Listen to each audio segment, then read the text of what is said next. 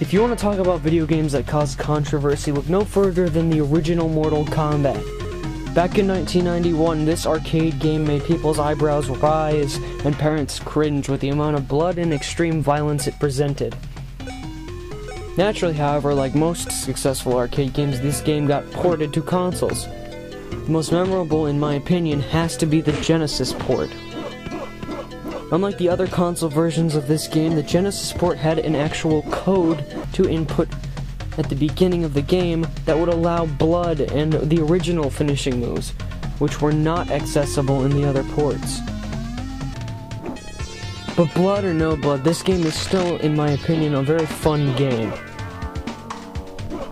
The characters you fight get more challenging and test your knowledge of how to use the one you're playing with.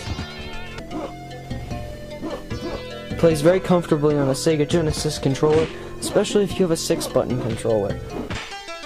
It looks very much like the arcade version, though it's not a perfect representation. You can tell it's slightly toned down, visual-wise, but the same goes with the music. It sounds a lot like the tunes from the arcade machine, but are in Genesis format, I guess you could call it. The game does play pretty much the same as the arcade, the only major difference being that you can't throw your opponent. This isn't a major issue, but it's one that does need to be addressed. It looks fine, it sounds good, and it plays great. So if you want the most accurate port of the arcade version of MK1, your best bet is to play the Genesis version.